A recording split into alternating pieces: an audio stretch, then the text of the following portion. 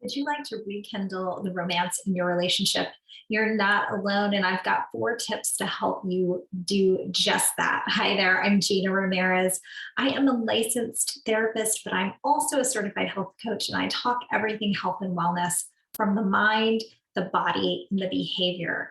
And we're talking relationships today. It is February. I don't know when you're watching this, but it is Valentine's Day today. And I thought, what a perfect time to get on here and share my top 4 tips to rekindling the romance in your relationship, especially if you've been together for any length of time. Tip number 1 is time, talk, and togetherness. The 3 T's, all in one, is my tip number 1: time, talk, and togetherness. And what I mean by that is that you need to have a lot of the 3 T's in your relationship. Get together, do things together, have the time, put the time in, the work into your relationship where you're actually talking. So going to the movies doesn't count, my friend. I want you to actually be talking to each other, making a point to look into each other's eyes, talk about your dreams and your hopes, be vulnerable. That is how we make connection with our partners, actually with anyone, to be honest. Tip number 2 is realize that it takes 5 positive interactions to counteract 1 negative. So I talk a lot about banking your health and using that analogy. So I want you to stay with me here. Your relationships are an account. Your love life, your love relationship, your romantic partner, that is one of your life accounts. What does it look like? Are you bankrupt because you've got so many withdrawals from all the negative interactions that you've been having? Or do you have a surplus there? We are going to have negative interactions with our partners. It is inevitable that that's going to happen. The question is, do you have positive interactions to balance out the negative? Because, like I said, those negative interactions will come. So we need to be really, realizing the fact that it's going to happen, and we need to balance out with those positive interactions. So what do I mean there?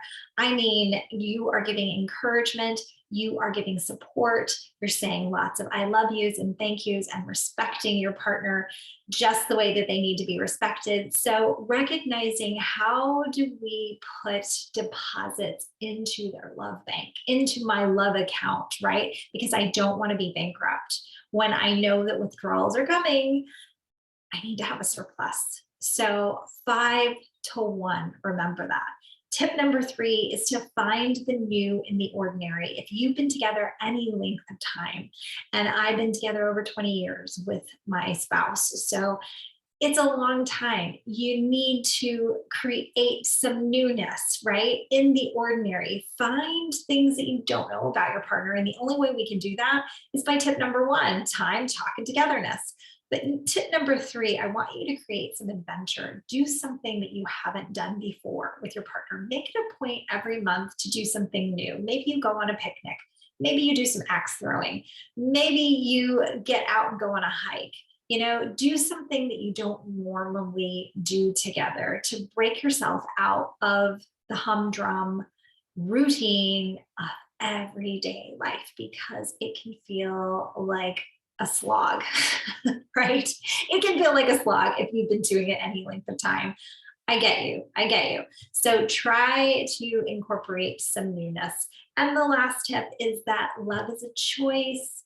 This is an intentional choice that we are making to love our partner. This is not something that is just a feeling. And although love is a feeling, right? If you are looking for that newness, that falling in love feeling, that honeymoon phase, it doesn't last. I hate to be the one to break it to you. It doesn't last. It is a choice that we make every single day when we are living in our values, when we say that this is the thing that's important to me and we are going with that. We're making a point to be in that. If our partner is up there in our values, in the top 5 values, and that means that we're going to make a point to be intentional about our love, right?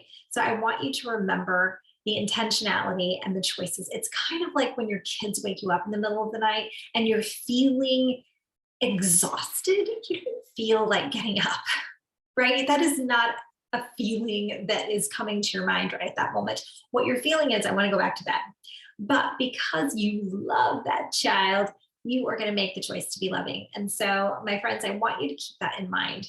Make the choice to be loving today. If your goal is to rekindle the romance, that steamy, hot, sexy romance, it's happening in the bedroom. It actually happens before the bedroom. It's happening before you actually get to the bedroom. So, what are the things that are fueling that rekindle, that little ember, that little spark? The things that are doing that are my 4 tips that I just gave you, right? We're putting those daily deposits into the account that helps to make the environment ripe for that steamy, hot, sexy bedroom stuff that happens later. So, 4 tips, my friends. I hope that you use them well. If you want more information about how to get more health and wellness tips, relationship wise, or mind body behavior wise, hormones, I'm going to leave it all in the comments. Don't forget to hit subscribe so that you never miss a video when it comes out.